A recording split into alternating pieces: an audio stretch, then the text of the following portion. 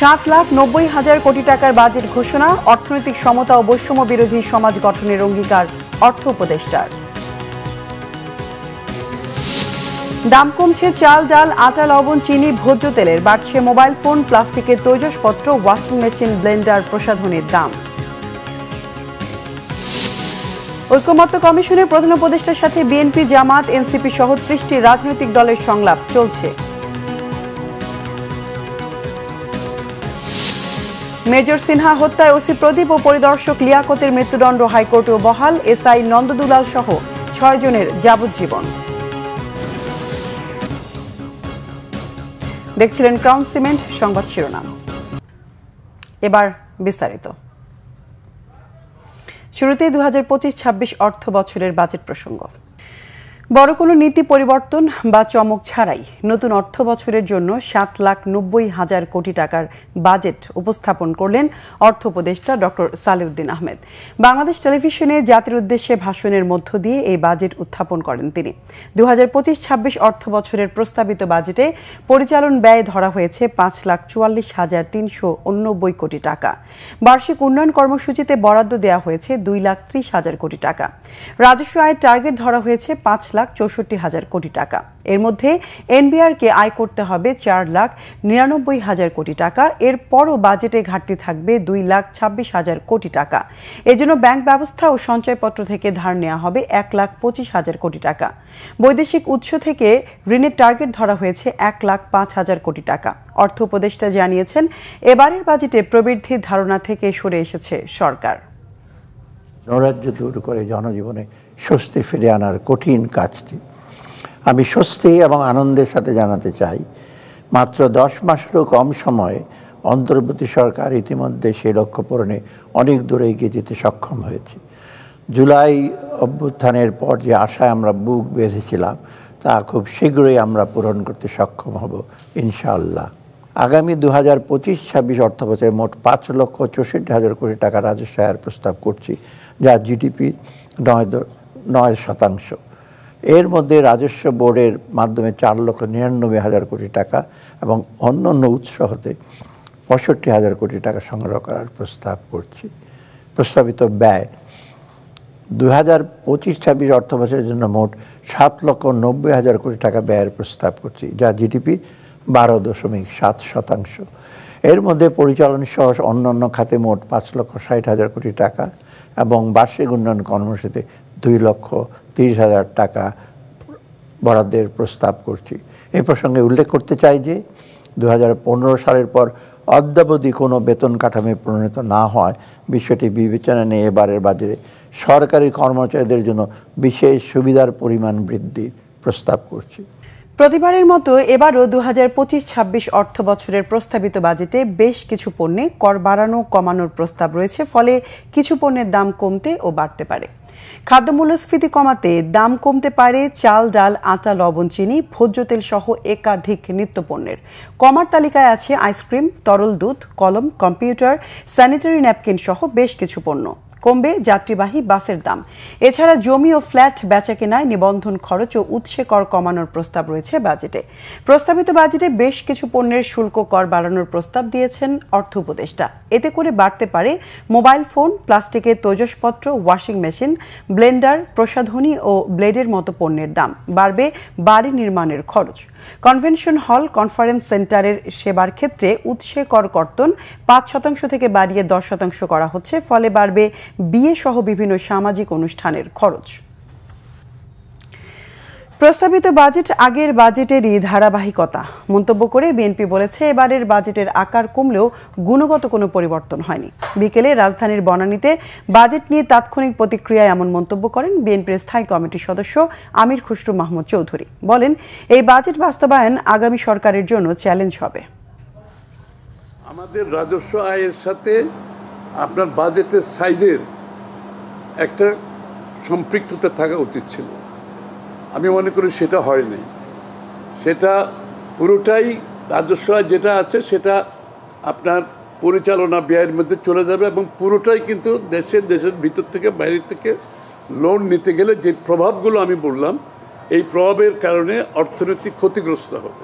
গুণগত দিক থেকে এই বাজেটে আমরা কোনো কিছু পরিবর্তন দেখিনি, শুধুমাত্র সংখ্যার সামান্য, কিন্তু ওই প্রিন্সিপাল কিন্তু একই রয়ে গেছে, যে ওদের যে কাঠামো কিন্তু একই রয়ে গেছে।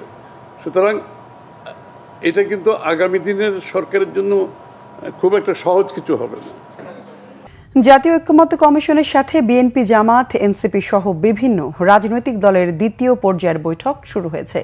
বিভক্তির জন্য নয়, দেশের স্বার্থে ঐক্যবদ্ধ হবার জন্যই রাজনীতি সূচনা বক্তব্যে বললেন প্রধান উপদেষ্টা ডক্টর মোহাম্মদ ইউনূস।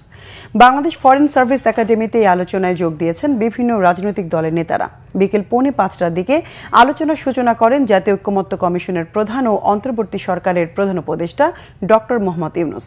এর আগে বিকেল 4টার দিকে অনুষ্ঠানের স্থলে আসেন বিএনপির স্থায়ী কমিটির সদস্য সালাউদ্দিন আহমেদ, দলটি চেয়ারপারসনের উপদেষ্টা ইসমাইল জবিউল্লাহ ও আইনজীবী রুহুল কুদ্দুস, জামাতে ইসলামীর নায়েবে আমির সৈয়দ আবদুল্লাহ মোহাম্মদ তাহের, সহকারী সেক্রেটারি জেনারেল হামিদুর রহমান আজাদ, গণসংহতি আন্দোলনের প্রধান সমন্বয়কারী জোনায়েদ সাকি, জাতীয় নাগরিক পার্টির আহ্বায়ক নাহিদ ইসলাম, সদস্য সচিব আক্তার হোসেন এবং এবি পার্টির সাধারণ সম্পাদক আসাদুজ্জামান ফুয়াদ সহ আরও অনেকেই।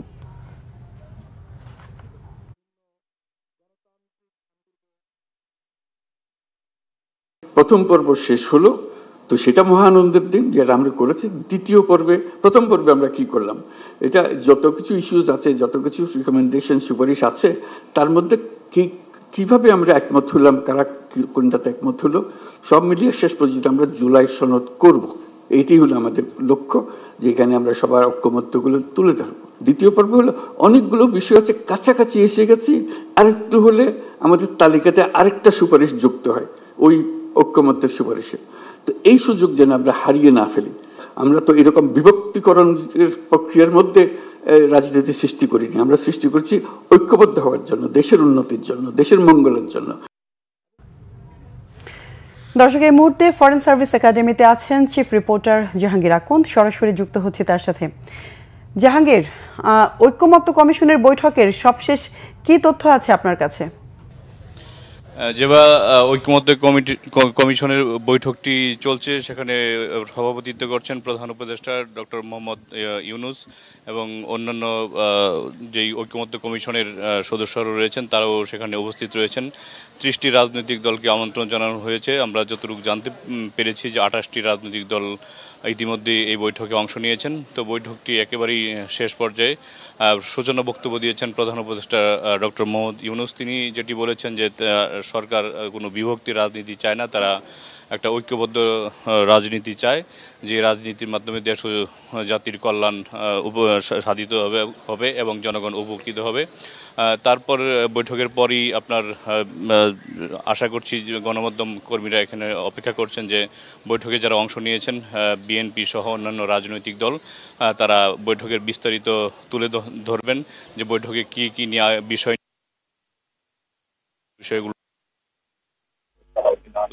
তুলে ধরবেন। বিএনপির সদস্যের প্রতিনিধি দল এই বৈঠকে যোগ দিয়েছেন। অন্যান্য তাদের সালাউদ্দিন আহমেদের সাথে ছিলেন বিএনপি চেয়ারপারসন উপদেষ্টা ইসমাইল জবিউল্লাহ এবং ব্যারিস্টার কায়সার কামাল, এবং অন্যান্য দলের মধ্যে ছিল গণ অধিকার পরিষদের নুরুল হক নূর, জোনায়েদ সাকি, সাইফুল হক সহ এনসিপি নেতারাও বৈঠকে যোগ দিয়েছেন। তো বৈঠকটি শেষ পর্যায়ে আমরা আশা করছি আর কিছুক্ষণ পরেই বৈঠকের সবকিছু বিস্তারিত জানতে পারবো। তারপরের সংবাদে আপনাদেরকে আরো বিস্তারিত জানাতে পারবো। ধন্যবাদ আপনাকে। বৈঠক চলছে, প্রয়োজনে আবারও যোগাযোগ করব। অবসরপ্রাপ্ত মেজর সিনহা মোহাম্মদ রাশেদ খান হত্যা মামলায় ওসি প্রদীপ ও পরিদর্শক লিয়াকতের মৃত্যুদণ্ড বহাল রেখেছে হাইকোর্ট। বহাল রয়েছে এসআই নন্দ দুলাল সহ 6 জনের যাবজ্জীবন সাজাও। রায় স্বস্তি প্রকাশ সিনহার পরিবারের। আহমেদ সরওয়ারের রিপোর্ট। অবসরপ্রাপ্ত মেজর রাশেদ মোহাম্মদ সিনহা হত্যা মামলায় নিম্ন আদালতের রায়ের পর মৃত্যুদণ্ডপ্রাপ্ত আসামিদের ডেথ রেফারেন্স ও জেল আপিল অনুমোদনের জন্য নথি পাঠানো হয় হাইকোর্টে। উচ্চ আদালত ডেথ রেফারেন্স ও জেল আপিলের শুনানি শেষ করে রায়ের জন্য 2 জুন দিন ঠিক করে। সোমবার বিচারপতি মোস্তাফিজুর রহমান ও বিচারপতি সগির হোসেনের হাইকোর্ট বেঞ্চ রায় ঘোষণা করেন। এতে নিম্ন আদালতের রায় বহাল রাখা হয়। বাদীপক্ষের পক্ষ থেকে একটি রিভিশন দায়ের করা হয় বাকি 6 জনকেও মৃত্যুদণ্ড দেওয়ানোর জন্য। রাষ্ট্রপক্ষ থেকে কোনো আপিল করা হয়নি। আসামিরা সবাই আপিল দায়ের করেছিলেন। মহামান্য হাইকোর্ট বিভাগ আজকে নিম্ন আদালতের বিচারিক আদালতে রায় বহাল রেখেছেন, অর্থাৎ 2 জনের ফাঁসি এবং 6 জনের যাবজ্জীবন জেল এটি বহাল রেখেছেন। আমরা বলেছিলাম মেজর সিনহার যদি ন্যায় বিচার না হয়, রাষ্ট্র যদি মেজর সিনহা হত্যাকাণ্ডের ন্যায় বিচার করতে ব্যর্থ হয়, তাহলে কবি হেলাল হাফিজের মতো আমরা তার ভাষায় উত্তর পুরুষের ভীরুকা পুরুষের উপমা হয়ে রয়ে যাব। হাইকোর্টের রায়ে সন্তোষ প্রকাশ করে দ্রুত আপিল বিভাগের বিচার শেষ করে রায়ের বাস্তবায়ন চায় মেজর সিনহার পরিবার ও রাওয়া। কারণ আমাদের তো আরও সামনে যেতে হবে, আরও কিছু পথ যেতে হবে, অ্যাপিলেট ডিভিশন আছে। সো ওই ফেজগুলো পার করার পরে যেই দিন রায়টা কার্যকর হবে, যদি একই রায় থাকে এবং রায়টা কার্যকর হয়, সেদিনে আমরা বলবো আসলে আমরা চূড়ান্তভাবে সন্তুষ্ট। সেই দিন আমরা একটা কম্প্রোমাইজ করতে হয়েছিল। এই আব্দুল্লাহ সাহেব আইজিপি ছিলেন, চার্জশিট চূড়ান্ত, চার্জশিট দিবেন না, কারণ এসপি মাসুদের নাম বাদ দিতে হবে। এসপি মাসুদকে অবশ্যই বিচারের সম্মুখীন করতে হবে। আমরা এমন কোনো এসপি চাই না যে খুনি ওসিকে প্রতিপালন করবে এবং বাংলাদেশের নাগরিকদের এইভাবে পাখির মতো খুন করবে। এই মামলায় ওসি প্রদীপ ও পরিদর্শক লিয়াকত সহ সকল আসামি কারাগারে আছে। আহমেদ সরওয়ার, বাংলা ভিশন, ঢাকা। নেত্রকোনায় 40 মণ ওজনের ষাঁড়টির নাম দেয়া হয়েছে ইশাখা। দেখতে ভিড় উৎসুক জনতার। মালিক দাম হাঁকছেন 15 লাখ টাকা। এদিকে ফরিদপুরের লালমানিকের নাম ডাকও কম নয়। 18 মণের গরুটিকে 7 লাখে বিক্রির আশা খামারের। নেত্রকোনা থেকে মাহবুবুল কিবরিয়া চৌধুরী ও ফরিদপুর থেকে হারুন আনসারির তথ্য ছবিতে ডেস্ক রিপোর্ট। নেত্রকোনার কাইলাটিতে সাড়া ফেলেছে 40 মণ ওজনের ইশাখা। 8 ফুট 1 ইঞ্চি লম্বা ও উচ্চতায় 5 ফুট 4 ইঞ্চির গরুটি হাটে তুললে সবার নজর কাড়বে বলে মনে করছেন খামারি। ইশাখা গরুটি 2.5 বছর যাবৎ আমাদের ঘরেরই বাছুর ছিল। পরিবারের সদস্যের মতোই এখন তো কুরবানির মধ্যে বাবা বলতেছে ছাইড়ে দিবে। এবার ইশাখার দাম চাওয়া হচ্ছে 15 লাখ টাকা। তার যে উটনির অবস্থানটা দিকে তার নাম রাখছি আমি ইশাখা। তার যে রাখার যে পরিবেশ, যে একটা এয়ার কুলার রুমের দরকার, এটা তো আমার দ্বারা সম্ভব না, যে কারণে আমি মনে কষ্ট নিয়ে হইলেও আমি এখন চিন্তা করছি এটা বিক্রি করে দিব। ইশাখাকে দেখতে প্রতিদিনই বাড়িতে ভিড় করছে উৎসুক জনতা। দামও করছেন অনেকে। দাম দরে মিললে যে কোনো সময় বিক্রি হয়ে যাবে ইশাখা। 40 মণ ওজনের, অনেক সুন্দর দেখা যাচ্ছে। অস্ট্রেলিয়া ফিজিয়াম গরু, মাশাআল্লাহ, প্রায় 40 মণ ওজন, দেখতে খুব সুন্দর। আমরা দরদাম করতেছি। এদিকে ফরিদপুরের চৌধুরীর পাড়ার নজর কেড়েছে 18 মণ ওজনের লালমানিক। দুবাই ফেরত আবুল খায়ের বাড়তি কোনো মেডিসিন ব্যবহার না করে প্রাকৃতিকভাবে গরু লালন পালন করে তাক লাগিয়ে দিয়েছেন। গরুটা দেখতে আসছি, মাশাআল্লাহ বেশ বড়, আমাদের চৌধুরী রাঙ্গির মধ্যে সবচেয়ে বড় গরু। প্রতিদিনই মনে করেন যে আলিপুর থেকে আসে, তারপরে আপনার চরবদর্শন থেকে আসে। লালমানিকের দাম চাচ্ছেন 7 লাখ। সামান্য কিছু কম হলেও ছাড়তে পারেন বলে জানালেন খামারি আবুল খায়ের। 4 বছর ধরে আমি পালতেছি, ওরে খুব যত্ন করে আমি আদরে করে পালছি। আমার ছেলের মতো ওরে খুব যত্ন করছি। আমি এই গরুটারে সাধারণ খাবার খাওয়াইয়া বড় করছি। আমি তো 6,90,000 চাইতেছি, তারপরে আলোচনা সাপেক্ষে। শেষ পর্যন্ত দাম কিছুটা হেরফের হলেও এ ঈদেই ইশাখা ও লালমানিককে বিক্রি করবেন মালিকরা। শর্মিলা কেয়া, বাংলা ভিশন, নিউজ ডেস্ক। 2025-26 অর্থ বছরের বাজেট ঘোষণার দিনে দেশের শেয়ার বাজার ছিল কিছুটা ঊর্ধ্বমুখী। ঢাকা এবং চট্টগ্রাম স্টক এক্সচেঞ্জের বেশিরভাগ প্রতিষ্ঠানের শেয়ার ও ইউনিটের দাম বেড়েছে।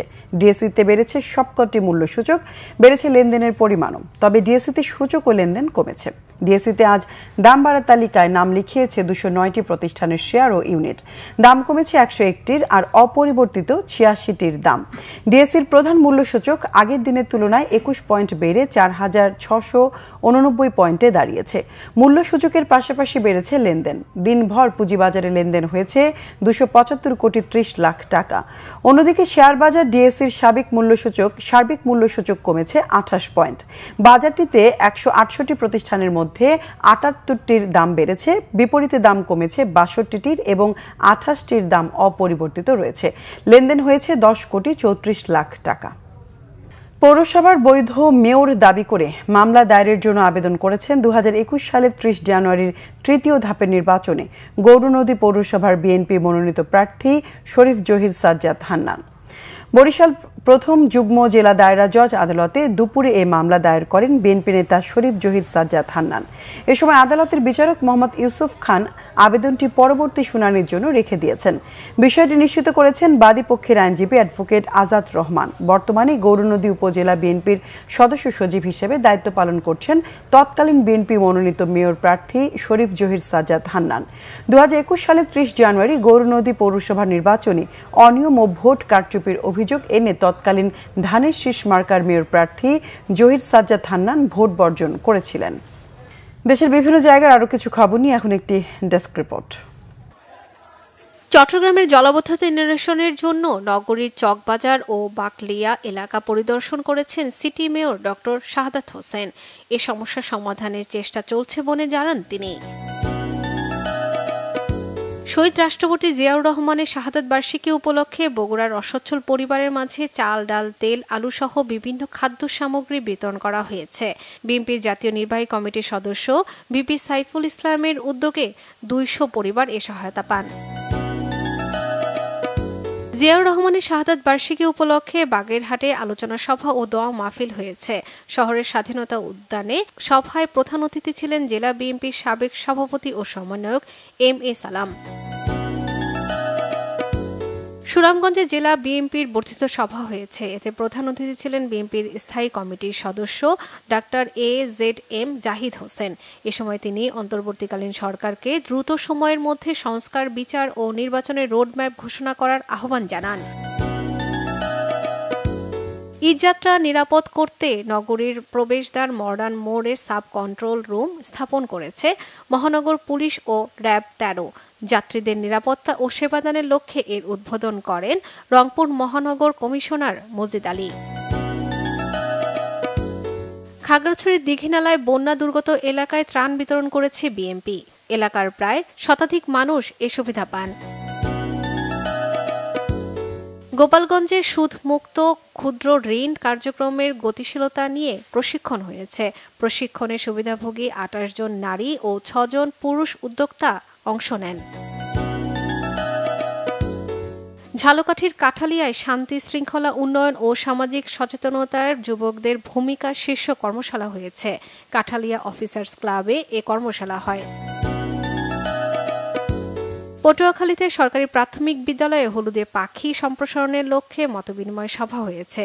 বাংলাদেশ গার্ল গার্ডস অ্যাসোসিয়েশনের উদ্যোগে সভার আয়োজন করা হয়। সাভারের বিসিক শিল্পনগরী ট্যানারিতে সরকারিভাবে কাঁচা চামড়া ও ওয়েট ব্লু চামড়া রপ্তানির সিদ্ধান্ত প্রত্যাহারের দাবিতে সংবাদ সম্মেলন হয়েছে। দুপুরে উপজেলার তেঁতুলছড়া ইউনিয়নে সম্মেলন হয়। শর্মিলা কেয়া, বাংলা ভিশন নিউজ ডেস্ক। সংবাদ শেষ করব ক্রম সিমেন্ট শিরোনামগুলো আরেকবার জানিয়ে। 7,90,000 কোটি টাকার বাজেট ঘোষণা, অর্থনৈতিক সমতা ও বৈষম্য বিরোধী সমাজ গঠনের অঙ্গীকার অর্থ উপদেষ্টার। দাম কমছে চাল, ডাল, আটা, লবণ, চিনি, ভোজ্য তেলের, বাড়ছে মোবাইল ফোন, প্লাস্টিকের তৈজসপত্র, ওয়াশিং মেশিন, ব্লেন্ডার, প্রসাধনীর দাম। ঐক্যমত্য কমিশনে প্রধান উপদেষ্টার সাথে বিএনপি, জামাত, এনসিপি সহ 30টি রাজনৈতিক দলের সংলাপ চলছে। মেজর সিনহা হত্যায় ওসি প্রদীপ ও পরিদর্শক লিয়াকতের মৃত্যুদণ্ড হাইকোর্টেও বহাল। এসআই নন্দদুলাল সহ 6 জনের যাবজ্জীবন।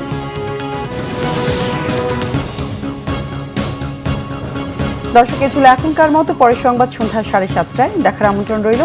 এছাড়া বাংলা ভিশন সংবাদ ও সংবাদ সংশ্লিষ্ট অনুষ্ঠান দেখতে ভিজিট করুন www.bvnews24.com ও facebook.com/banglavishnnews এবং সাবস্ক্রাইব করুন youtube.com/banglavishnnews। এতক্ষণ সঙ্গে থাকায় ধন্যবাদ সবাইকে।